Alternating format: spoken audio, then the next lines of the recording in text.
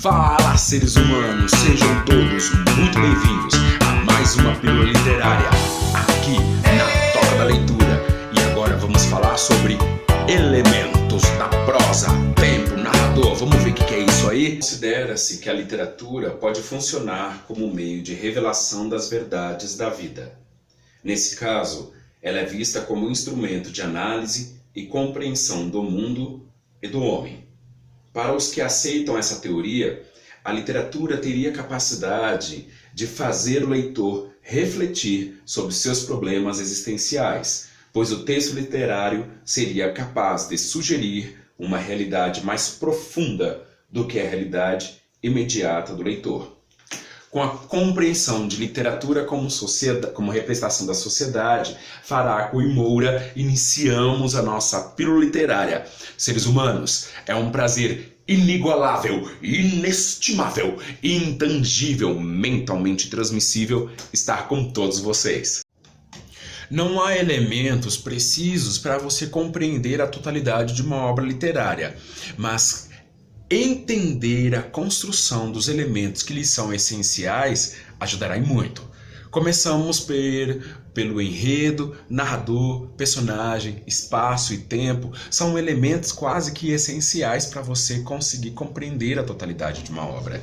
O enredo nada mais é do que a contação da história de fato, a trama que está sendo narrada, que é construída, elaborada a partir da descrição de personagens, a retratação da paisagem, as disputas e contextualizações que ali ocorrem, a verossimilhança, o clímax, que é aquele momento, o ápice da narração, o epílogo, que é a sua finalização, mais flashbacks, que são recordações do passado do personagem, ou até mesmo do contexto totalitário da história, as diferentes vozes narrativas, a polifonia que vai se construir, e os espaços e épocas simultâneos.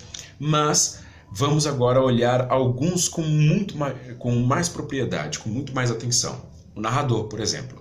Narrador personagem é aquele que produz uma escrita em primeira pessoa, vai retratar a história a partir do seu ponto de vista, dos seus sentimentos, das suas ideias, e tem um forte apelo emotivo porque ele quer te convencer.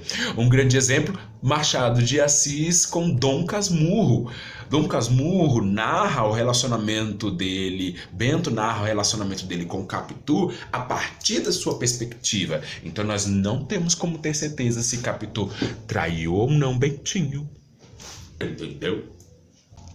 Já o narrador em terceira pessoa, observador, ele vai narrar aquilo que ele vê ao redor do personagem. Geralmente ele tem um distanciamento, ele quer apenas apresentar as questões externas sobre esse personagem. Um grande exemplo é Tio, de José de Alencar, que uma ótima história que fala sobre a região ali onde há hoje a Universidade de Campinas. Um outro personagem, o narrador em terceira pessoa, o Demiurgo, o Deus que tudo sabe, onisciente. Ele detém todas as informações do personagem, ao redor, dentro, tanto o que ele pensa quanto a sua constituição fisiológica de todos os personagens na narrativa. Por isso que ele é chamado do Deus que sabe tudo, Demiurgo.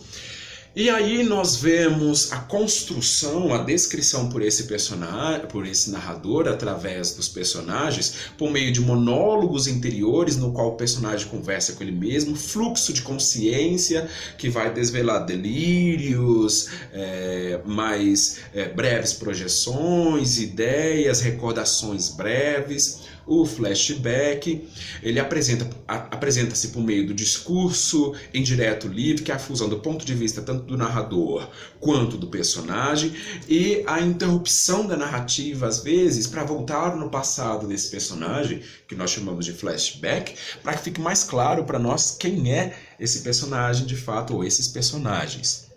Um grande exemplo, Vidas Secas de Graciliano Ramos, porque se não fosse um narrador demiurgo, como saberíamos o que sente, o que pensa a cachorra-baleia? Não é mesmo? Então, também vindo da terceira pessoa é o narrador imparcial. É aquele que vai narrar como se ele fosse um cientista e a obra literária fosse o seu objeto de análise. Realismo e naturalismo e alguns autores do modernismo, principalmente da segunda fase, fazem muito uso deste narrador e deste recurso. Aproxima-se da verossimilhança com muito mais propriedade e tem o intuito de fazer com que o leitor tome um posicionamento da obra. Um grande exemplo é Capitães da Areia. Jorge Amado, ele nos expõe tanto os prós e os contras da vivência desses meninos que vivem no Trapiche e as crianças moradoras de rua. Agora, a narrativa polifônica, que é uma construção a partir de vários narradores, em geralmente primeira pessoa.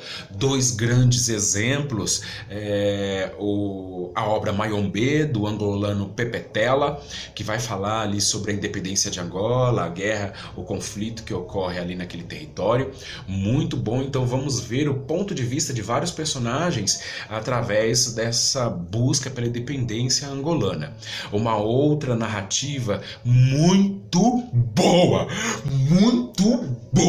recomendo, é a obra do mineiro de Cerro, Lúcio Cardoso, A Crônica da Casa Abandonada.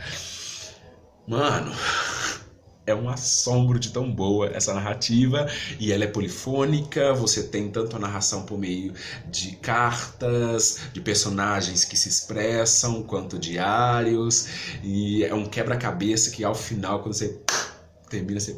Pá, velho, não acredito que era isso. Outra perspectiva que nós temos que ter também é o espaço. E chamamos a atenção que em alguns momentos os espaços não vão apenas caracterizar, por exemplo, os grupos que os compõem, a classe social ou o contexto no qual estão inseridos, mas vão também ser personagens importantíssimos e fundamentais para entender a história, como por exemplo o Cortiço de Aloysio Azevedo ou então o Ateneu de Raul Pompeia. Ambos do naturalismo. Claro que o Ateneu, há uma certa discussão entre os teóricos estudiosos se ele ainda está no realismo ou já inserido no movimento literário naturalista, mas ele está ali, possui características dos dois, enquanto o Cortiço é 100% naturalista. E vai ser um personagem importantíssimo, porque é o Cortiço respirando, ganhando vida através daqueles personagens e na constituição daqueles grupos sociais que residem nele.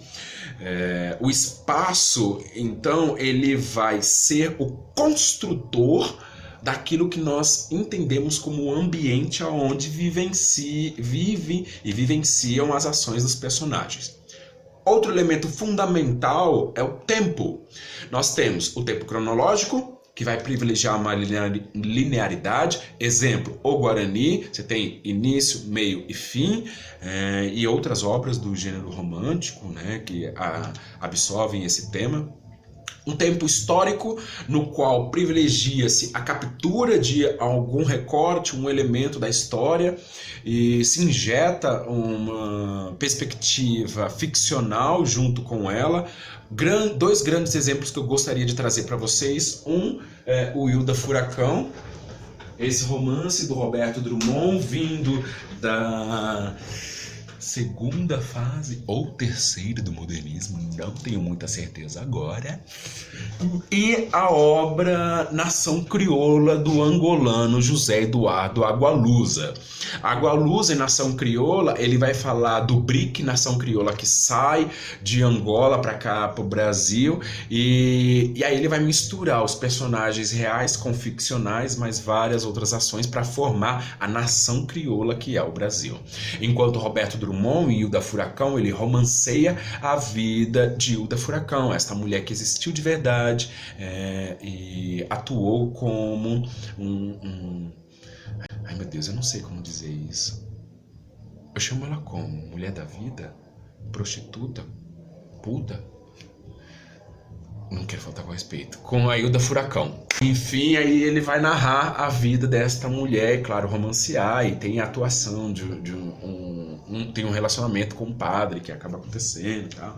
Aquela coisa. Foi feita uma minissérie muito boa, tendo como protagonistas Ana Paula Ósio e o Rodrigo Santoro. O tempo ainda pode ser mítico, como por exemplo o tempo fantasioso, que ora é real, ora é irreal, tratando elementos do folclore, do mito, da lenda. Tem um grande exemplo que eu gostaria de mostrar para vocês, que é o Deuses de Dois Mundos, do J.P. Pereira.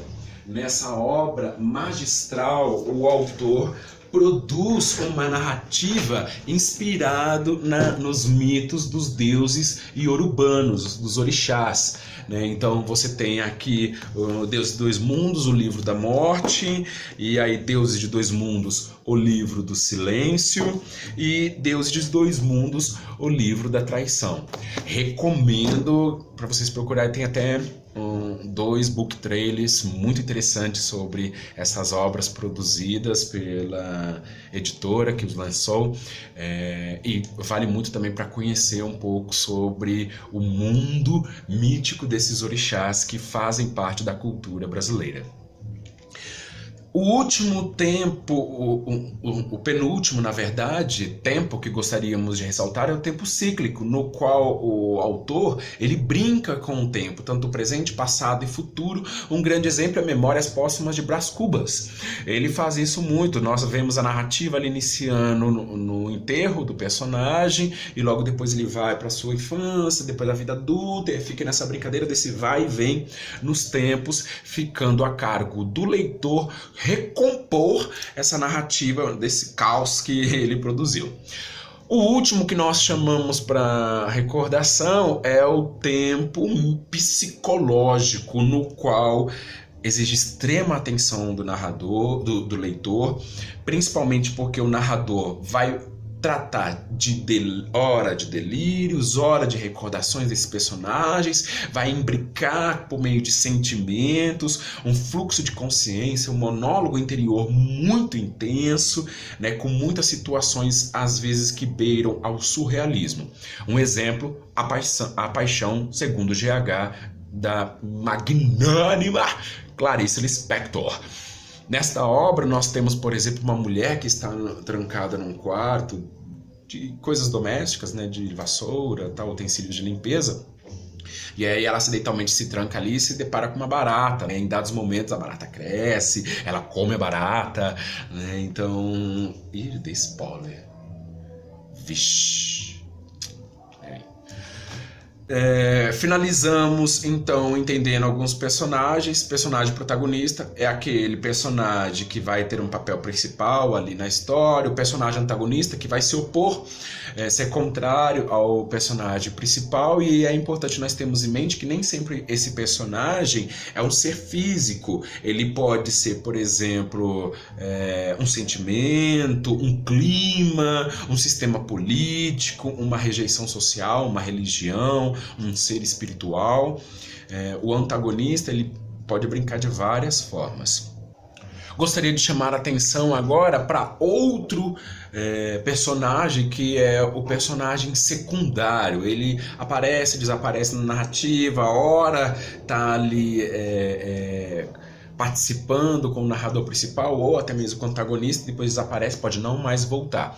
Um grande exemplo, vindo de Dom Casmurro, você tem ali aquele rapaz que está no bonde quando ele tá indo para casa, eles começam a conversar, e aí o Bento dorme, cochila, e o cara tá lendo um poema para ele fica meio irritado com aquilo e começa a maldizer sobre ele na cidade com a alcunha de Casmurro, né? E aí os amigos passam a chamar o Bento de Dom Casmurro.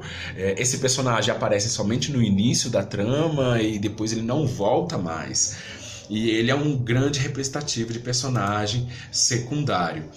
Temos ainda os personagens típicos, que vão ser aqueles que vão brincar sobre os padrões sociais, né? Às vezes até injetado com um pouco de preconceito. O alto, o baixo, o gordo, o magro, o inteligente, o menos intelectual, e assim sucessivamente.